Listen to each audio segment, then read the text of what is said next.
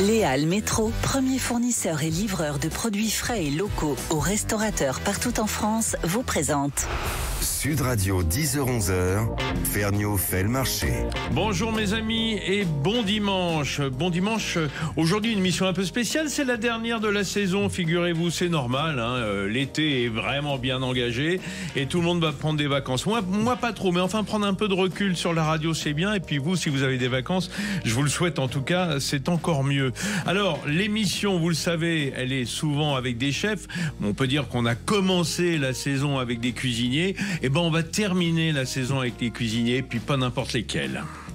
Sud Radio, Ferniaud fait le marché. Mesdames et messieurs, devant vos oreilles ébahies, je reçois le président, oui, le président de la Mutuelle des cuisiniers de France, monsieur Christian Leclou. Bonjour Christian. Bonjour monsieur Ferniaud.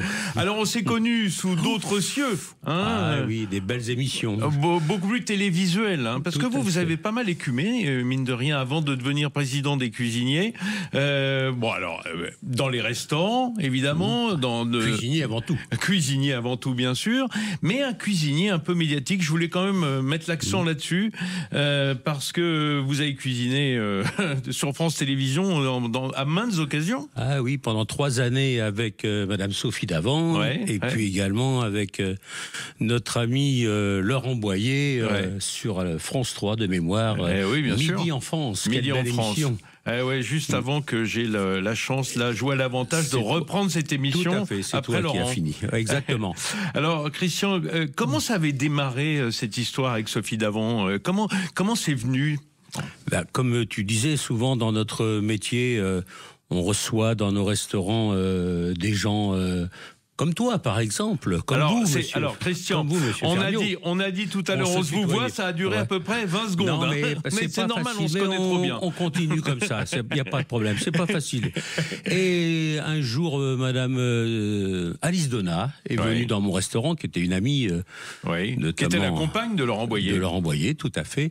Et c'est comme ça que j'ai rencontré Sophie, qu'on a échangé éventuellement si je pouvais faire une semaine par mois, le matin, à 7 au programme.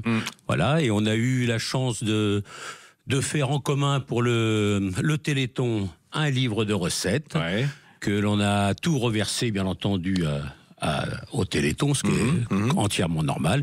Et puis cette relation s'est liée comme ça, et puis ensuite avec quelques émissions également à RTL, avec Monsieur Boyer... lorsqu'il avait des émissions à RTL.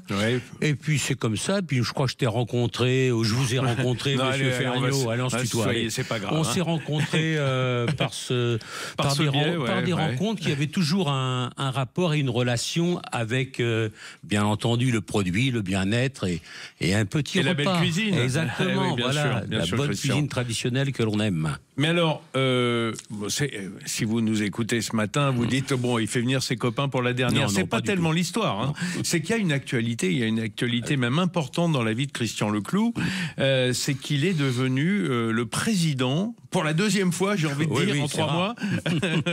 En fait, tu as été élu président de la Mutuelle des cuisiniers de France. On va raconter ce que c'est quand même, pour ceux qui nous écoutent. C'est un organe très important.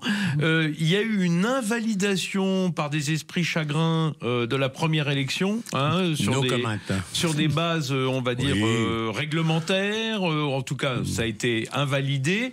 Et puis tu t'es représenté, puis tu es à nouveau président. Voilà. Et pour combien de temps, Christian? 4 ans. 4 ans. C'est un mandat de 4 ans. En principe. Je le souhaite aller au bout.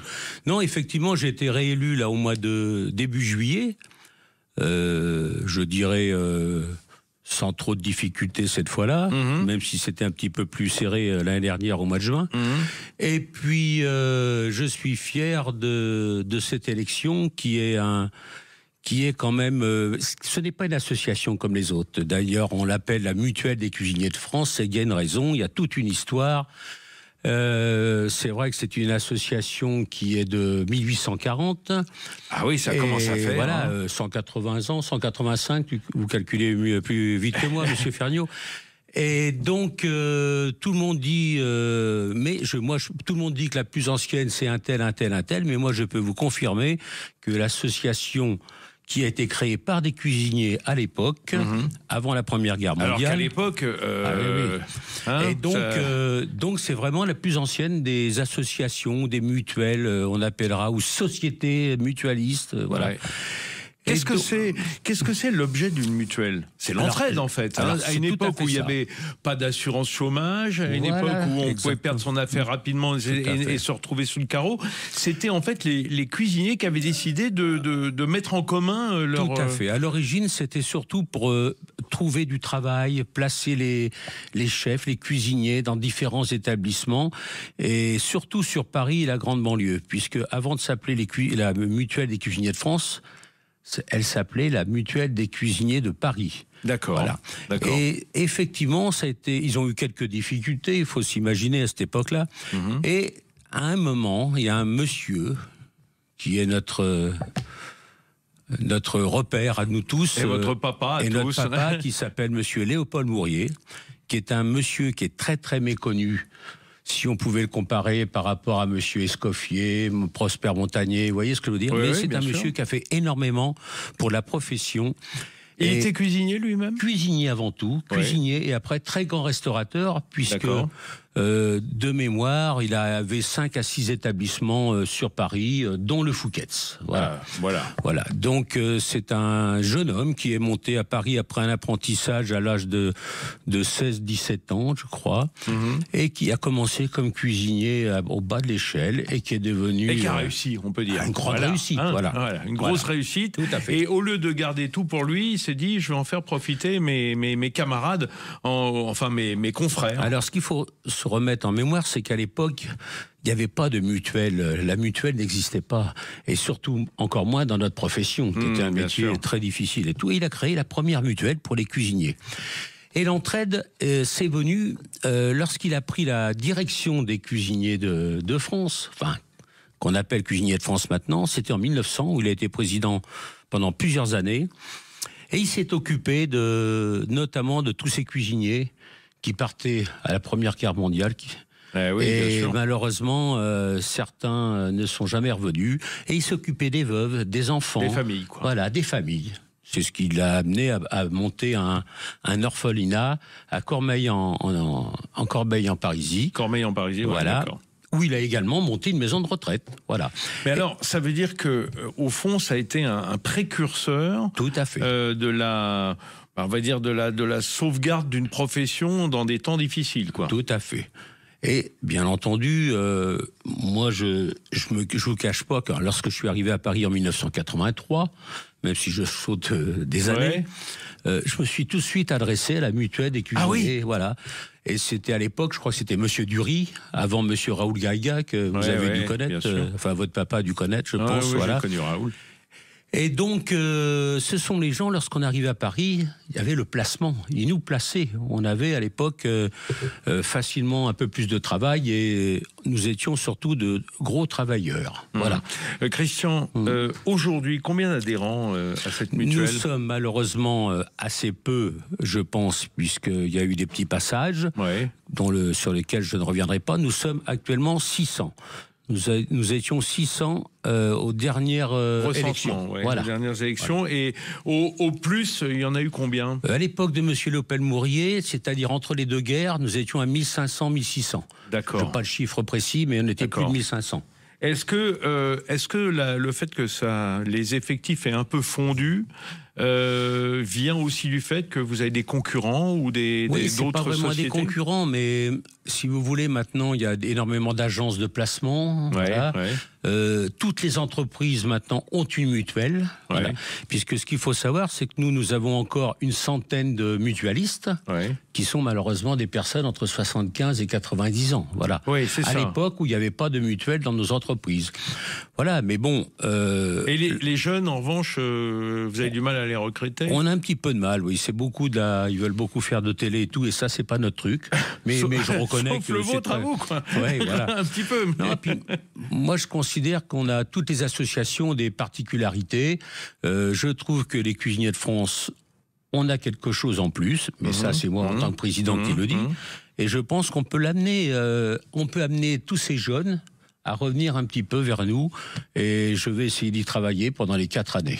Mais voilà.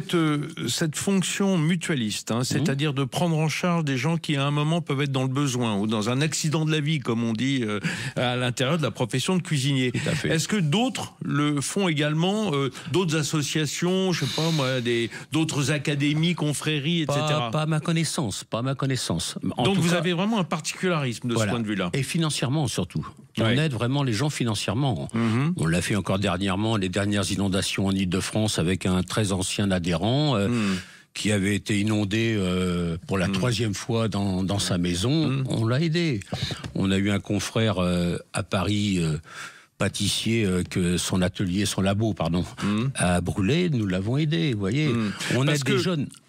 Excusez-moi de vous interrompre, Christian, parce que j'essaye de comprendre, mais aider, ça veut dire avoir des moyens.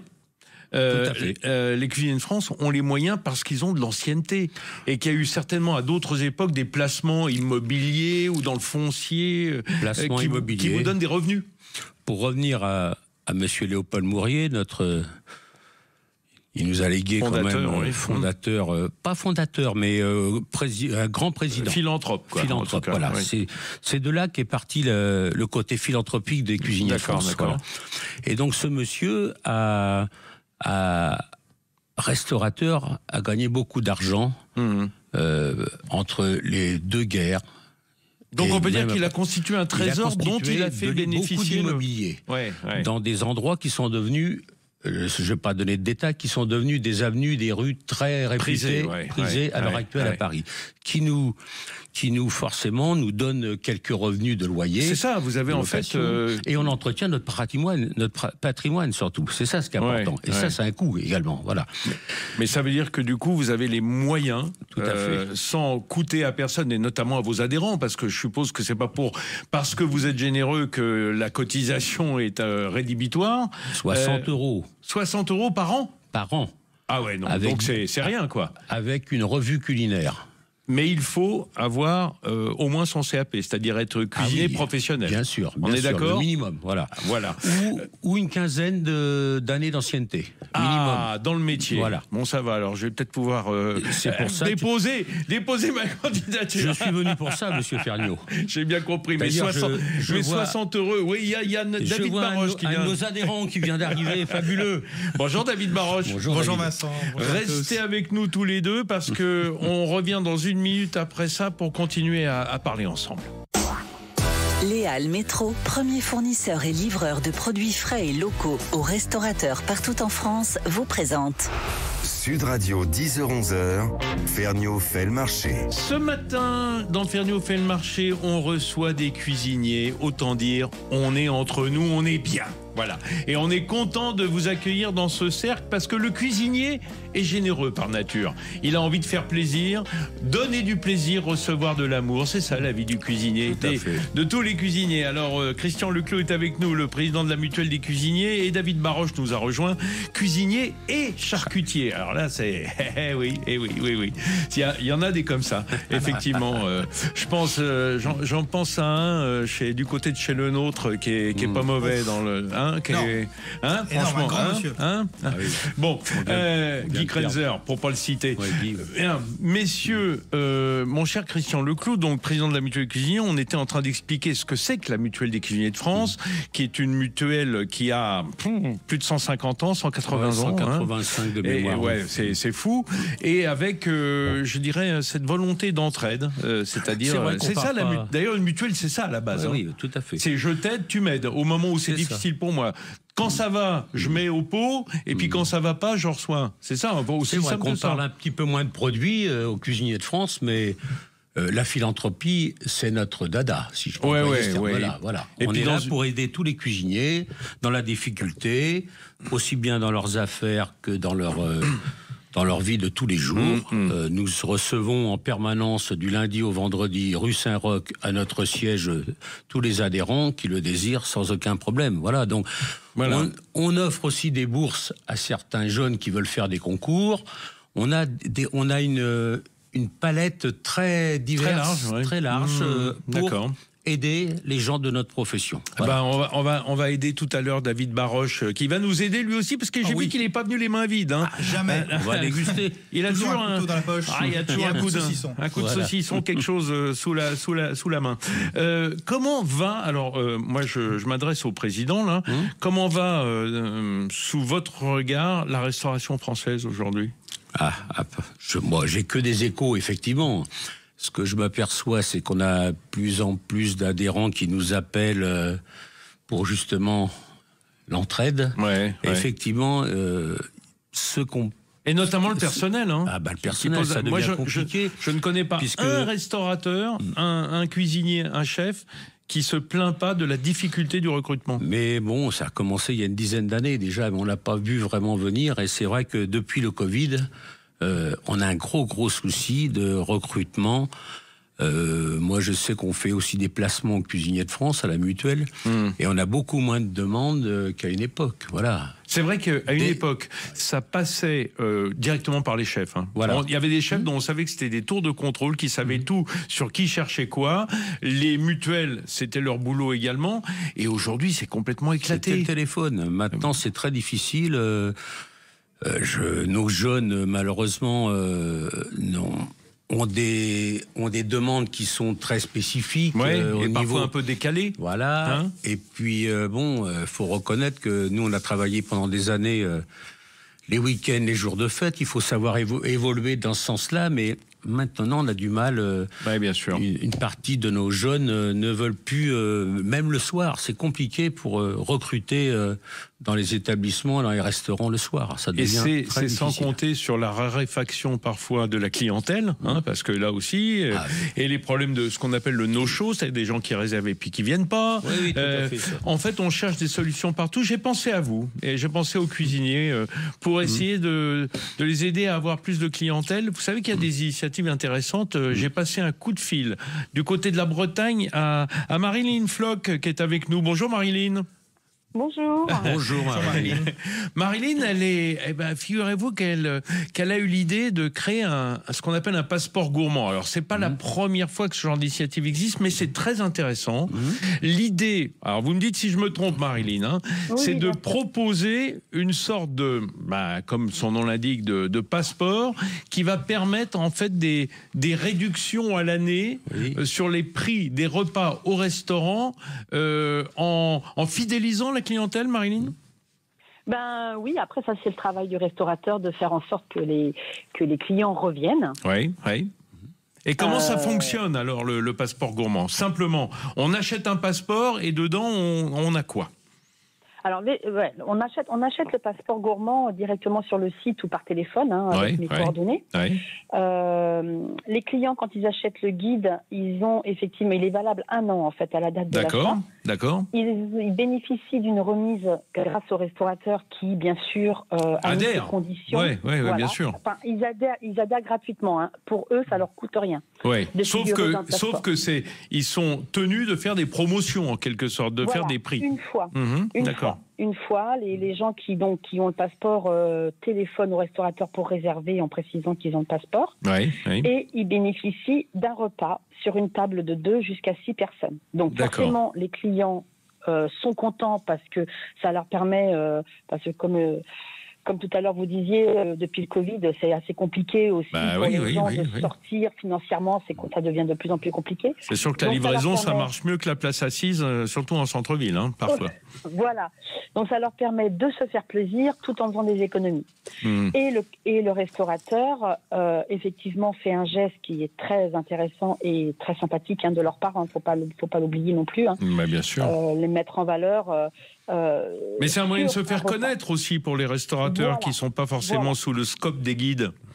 Voilà, parce qu'en plus, il y a, contrairement à d'autres guides, il y a un minimum de boissons obligatoire par personne. Ah, d'accord. Ça, c'est à la charge du client. Ok, je comprends. Voilà. Il faut bien se récupérer d'un côté, ce qu'on file de l'autre. Marilyn, c'est dans quelle région de France le guide? Enfin, je veux dire, vous êtes active dans quelle région de France?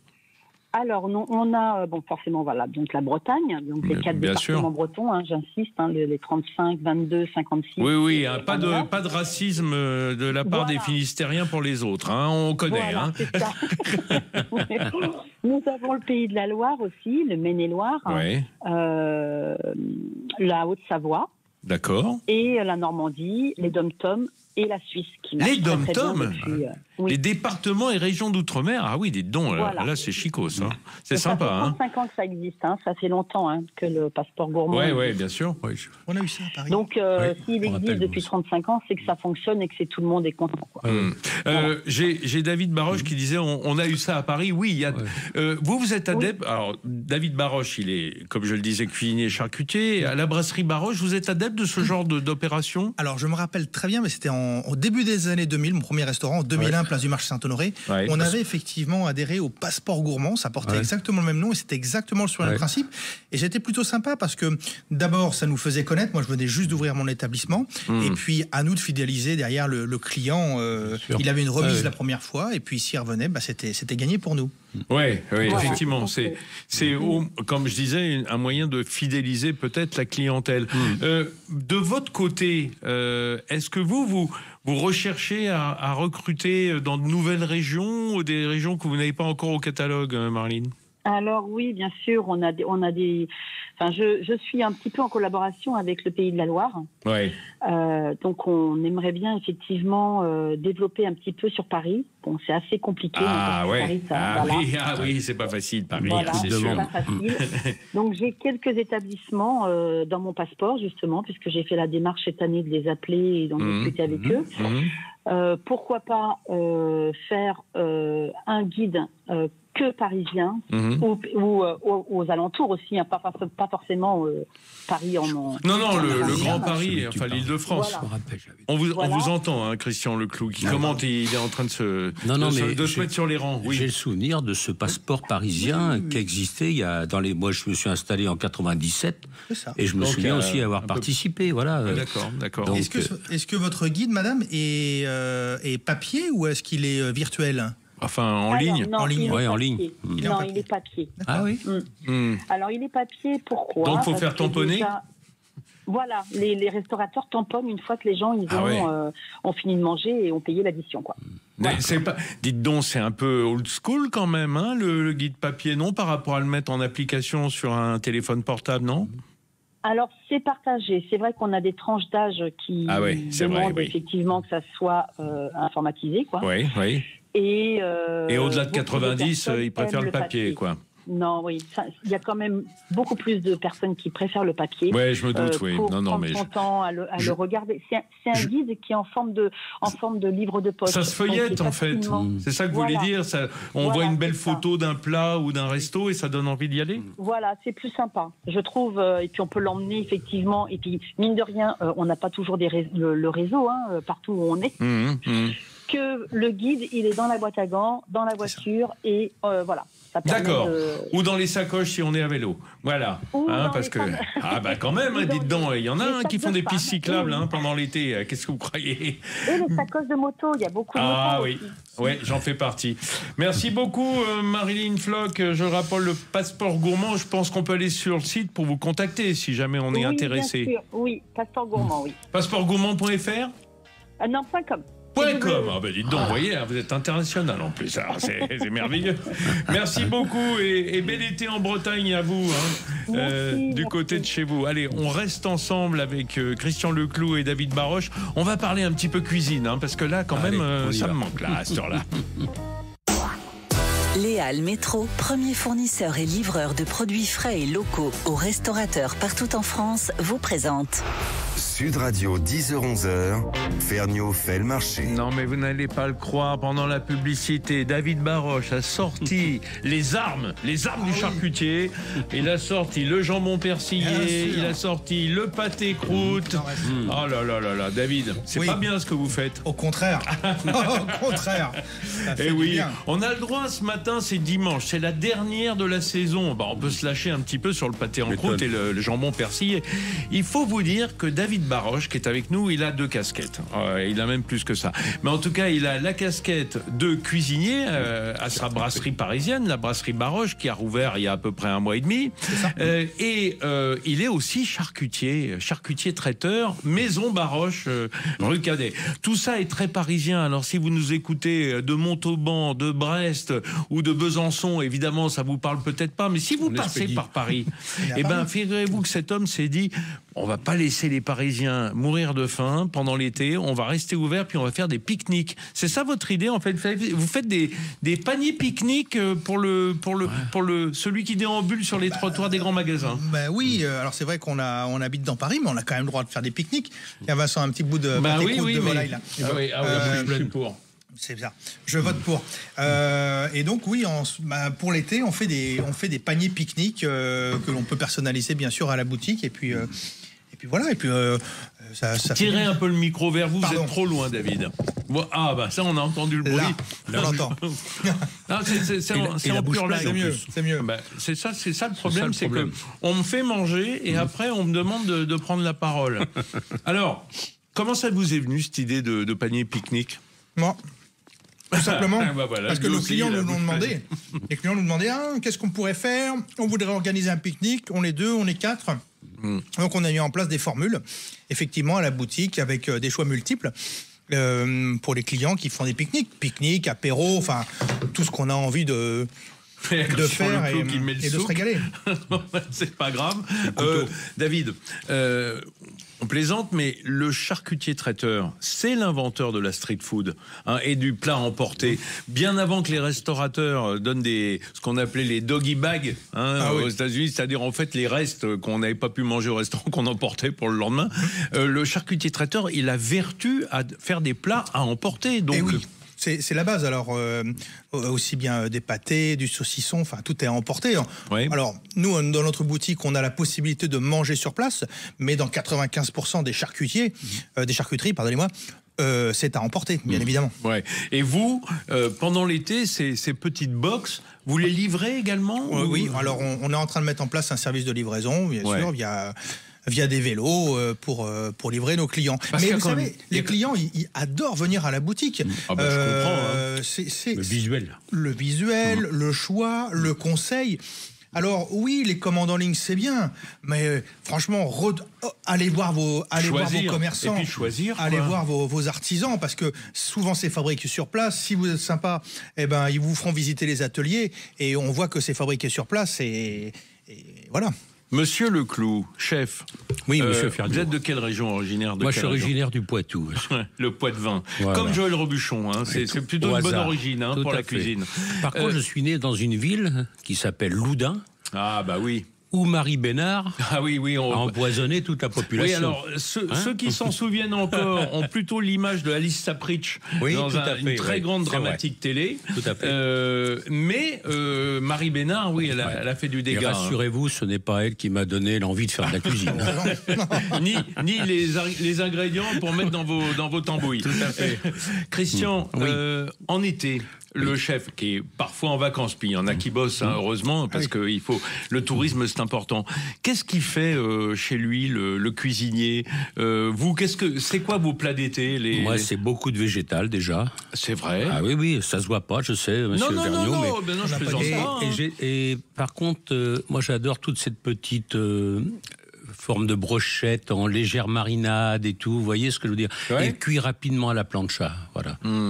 Et les légumes à la plancha, mais on a ce qu'il faut quand même. J'aurais dû vous faire venir la semaine dernière, on a eu une spéciale barbecue plancha. Ah mince, j'ai pas écouté en plus. 2 champions, ça vous sera à l'amende. Mais souvenez-vous, dans mes anciens restaurants, il y avait toujours une plancha. Absolument. J'ai mémoire, vous avez fait un turbo hollandais extraordinaire. Je veux pas donner trop envie à ceux qui nous écoutent, parce que c'est ceux qui peuvent pas. Oui, enfin, si je le demandais, vous le feriez. Bien sûr, avec vous plaisir. Ressortiriez la plancha. Moi, je crois que j'ai presque tout fait à la plancha. Oui, mais il faut dire que ça m'intéresse ce que vous dites, parce que je le dis à ceux qui ne connaissent pas l'usage de la plancha, c'est pas tellement différent d'une sauteuse, une grande sauteuse. Oui, c'est un peu ça, oui, effectivement. Et puis c'est des cuissons souvent rapides, donc snacké, quoi. Voilà, et puis le côté, moi j'aime bien le côté légumes un peu croquant, enfin pas trop bien entendu, mais Et ça a un léger goût de, pas de fumée, mais vous savez, le côté légèrement coloré à l'huile d'olive, là, ça j'adore ça. Ah oui, la fameuse réaction de Maillard, là. Bah oui. Hein, vous l'aimez bien celle-ci, monsieur? Ah, j'aime bien, moi. Je me souviens que... Ah ben moi j'ai des réactions incontrôlées, mais celle-là... Voilà, donc moi j'aime bien cette cuisson, et en plus, le fait de la plancha, l'été, entre copains, entre amis... On participe, on n'est pas dans la cuisine à rester en permanence, vous voyez ce que je veux dire. Puis vous avez toujours un bel ami pour venir nous aider à la plancha. Ouais, c'est ça, on se sent moins seul. Oui, on se sent moins seul, voilà. Et c'est de la cuisine de fête un peu pour moi, d'été, quoi. Vous voyez ce que je veux dire. Ah bah voilà. Bon, c'est le moment où on est en extérieur en plus. Et en short souvent. On peut faire beaucoup de choses. Non mais ça veut dire oui, beaucoup de choses. Je me rappelle moi j'ai un souvenir de une des premières, des planchas, c'était au Père Claude. Et il nous faisait des coquillages. Je me rappelle, on y allait avec Jean-Luc Petit-Renaud, et il nous faisait les coquillages à la plancha devant nous, on buvait un coup de blanc, et il nous servait ça pour l'apéro. Ouais. Et c'est extraordinaire la plancha, je suis d'accord. Claude Perrotin, qu'on salue, qui est un très grand cuisinier, parfois méconnu, sauf de ceux qui y sont allés. Qui a débuté chez Monsieur Paul. Absolument. Eh oui. Et avec un sacré coup de main. Non, mais c'est intéressant parce que vous, ça fait partie de votre cuisine, une plancha. Nous, les charcutiers, oui. La grillade, la plancha, forcément, on a tous les produits. Déjà, on a notre animal de prédilection, le cochon. Une belle échine de cochon cuite à la plancha, tout doucement, un peu de sel de Guérande. Elle est juste croustillante, c'est magnifique. Les saucisses, le travers de porc. Enfin bon, la grillade de porc, mais aller-retour encore moins le snacking, quoi. La snack. La plancha, c'est formidable. Et puis, la plancha, le barbecue, pour moi, c'est les vacances. C'est l'été. Est-ce qu'à un moment, vous prenez des vacances, David Baroche? Tous les jours, je suis en vacances. Ouais, c'est ça. Quand vous voyez vos clients entrer dans la boutique, pour moi, c'est les vacances. Oui, ça va. Plus sérieusement, vous prenez un peu de recul ou jamais vous arrêtez? Si. D'ailleurs, cet été, on va s'arrêter un petit peu. Et vous cuisinez quand vous êtes... moi, c'est simple. Pour moi, les vacances, il faut deux choses. Le barbecue, la plancha et le terrain de pétanque. Voilà. Et à partir de là, je peux être n'importe où. Et le marché, le matin. Le marché, mais ça, le marché, il y en a dans tous les villages de France. Vous allez au marché le matin, même dans le sud de la France, qui sont quand même des marchés où il y a un monde énorme. Vous y allez le matin vers 7h30, 8h au plus tard. Oh, c'est déjà pas tard. Hein. Non, mais pas après. C'est ce que je dis, pas après. Là, c'est fabuleux. C'est génial. Ouais. Vous avez même le temps d'échanger avec les locaux. Les locaux. Il y en a un qui fait des tomates extraordinaires, l'autre qui a des salades, vous savez pas d'où elles viennent, fabuleux quoi. Vous avez un bon conseil quand vous dites d'y aller tôt pour deux raisons. D'abord, c'est à la fraîche, parce que les jours de canicule ou même de grosse chaleur, 7h du matin, c'est bien, ça va. On n'a pas eu encore le temps de réchauffer la planète. Et puis surtout, au début, il y a tout. Oui, c'est ça. Après, si on y va tard, il n'y a plus rien, quoi. Et puis on a le temps de discuter avec les commerçants le matin. On peut choisir. Ils sont en forme. Moi qui ai fait longtemps les marchés avec mes parents en charcuterie, c'est vrai que les clients qui arrivent à midi, on commence déjà à avoir un peu de fatigue. Et puis, je n'ai pas dit que c'était moins agréable, mais on a peut-être un peu moins de temps de conseiller le client à ce moment, au moment du rush, tout comme dans les restaurants d'ailleurs. C'était plutôt où vos marchés, vous, Nous, c'était le 94, Saint-Maur-des-Fossés, Villiers-sur-Marne, le Plessis-Trévis. La belle banlieue Est. Eh oui.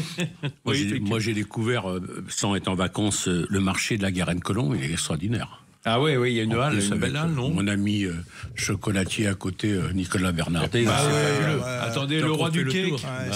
On fait le tour, c'est génial. Le roi du cake, vous savez que tous ces fruits, là, j'étais encore chez lui la semaine dernière, tous ces abricots et ces ananas, ils venaient pas de locaux, mais sont fournis par les maraîchers qui viennent sur le marché de la Garenne. Les ananas? Non, pas les ananas, les abricots, excusez-moi. Et il fait des confitures extraordinaires. Les ananas, il faut les gagner comme tout le monde. Je crois que vous avez abusé du jambon persil et Christian Leclerc. Il n'y a pas d'alcool dedans, important. Non, mais là, non. Non, c'est parce qu'il faisait des confitures d'ananas et d'abricots. D'accord. Non, les abricots, super. Heureusement qu'il y a encore des cuisiniers pour acheter sur les marchés, et non pas aux revendeurs, mais aux maraîchers, aux producteurs de la ceinture verte, comme on dit et ici en Île-de-France. On a des beaux légumes et des beaux fruits, contrairement à ce qu'on peut penser. Et acheter chez les petits commerçants. Il suffit, il suffit de bien savoir les choisir. C'est pas plus cher d'acheter chez les petits commerçants que dans les grandes surfaces. Je suis désolé, moi je défends effectivement les artisans et acheter notamment pendant les vacances, allez voir les petits artisans de vos régions, les charcutiers, les bouchers, les maraîchers, les crémiers. Mais quel bonheur! Voilà, vous avez entendu comment est-ce qu'on retourne dans les petites officines de centre-ville ou village au lieu d'aller se garer sur des parkings où le goudron fond. Et les bonnes boulangeries. Mes amis, on est avec des cuisiniers ce matin pour parler de cuisine et pas seulement, on se retrouve dans une minute et on va terminer en beauté sur la fraîcheur, on en a besoin. Léal Métro, premier fournisseur et livreur de produits frais et locaux aux restaurateurs partout en France, vous présente Sud Radio 10h-11h, Ferniaud fait le marché. Et ils sont là, les cuisiniers. Oui, Christian Leclou, le président de la Mutuelle des cuisiniers de France, qui est en train de bien se taper la cloche, mais c'est normal. David Baroche a apporté du jambon persillé, du pâté en croûte de volaille. Il vient jamais les mains vides, David Baroche. C'est pour ça qu'on l'invite d'ailleurs. C'est pour ça. Mes amis, on parle cuisine, on parle aussi un peu des produits de nos vacances. Là, on a un peu attaqué la plancha. Le barbecue, c'était la semaine dernière. Mais c'est vrai que c'est pas fini. C'est une histoire qui ne fait que démarrer puisqu'il y a encore tout le mois d'août qui se présente devant vous. Et même après, septembre, octobre, on a le droit de continuer les barbecues et notamment en fin de semaine, surtout si on habite à la campagne. Alors, on parlait avec nos amis cuisiniers de ce que font les chefs pendant les vacances. Et il y a un sujet qu'on aborde peu. Alors, chez les cuisiniers, mais en revanche, chez les charcutiers traiteurs comme David Baroche, le dessert, c'est important. Parce qu'on parle beaucoup de charcuterie, mais c'est une part importante dans le pique-nique du charcutier d'avoir des desserts, des tartes, des mousses, je ne sais pas. Bien sûr. C'est quoi vos best-sellers, vous, à la boutique? Nous, c'est simple. De toute façon, les desserts, on les décline toute l'année suivant les saisons. En ce moment, on est sur l'abricot, la cerise, la pêche, la fin des fraises, une petite soupe de pêche à la verveine, quelques abricots rôtis avec un petit peu de lavande, si on a la chance d'en avoir dans son jardin. Des cerises juste poêlées et puis déglacées avec un bon alcool et puis une bonne glace vanille. Enfin voilà, et clafoutis, tarte. Voilà. Christian Leclou, vous en vacances, vous faites un peu de pâtisserie, un peu des gâteaux maison, oui, bien sûr, avec le fruit du moment. Ah ouais. Ah oui, moi j'adore faire des tartes et des clafoutis, c'est fabuleux. Voire même les petits babas au rhum. Petits babas au rhum parfumés avec des fruits ou un alcool de fruits, il n'y a aucun problème. On a le droit quand même, on est majeur. Avec grande modération. Mes vacances, je me souviens de Noirmoutier, c'était les babas et pas les portions, les vrais babas. Alors, il y a quand même, il faut le dire, et moi, un dessert que j'adore, de façon générale, auquel on se frotte pas trop à la maison, à moins d'être bien équipé. C'est la glace. La glace, sorbet de glace. La glace, alors j'en profite pour saluer la mémoire d'un grand glacier. C'était Joël Bellouet qui a formé Emmanuel Rion d'ailleurs à l'époque, un très grand glacier également. Moff qui nous a quittés il y a 2 semaines. Il manque dans le paysage parce que ça a été un formateur exceptionnel. Ça a été un très grand formateur chez Bellouet Conseil. Grand spécialiste de la glace et du sucre. Ouais, vraiment, absolument fantastique. Et moi, comme j'aime les glaces, je me disais, je peux pas terminer la dernière de la saison avec le temps qu'il fait, l'envie de vacances, ça va avec les glaces. Et j'ai passé un petit coup de fil à Michael Ben Saïd qui est avec nous au téléphone. Bonjour Michael. Bonjour. Merci d'être avec nous ce matin parce que j'ai découvert au détour d'un dossier de presse un glacier pas comme les autres. Figurez-vous, c'est Los Pistoleros, ça me plaît bien, il y a un côté vacances là.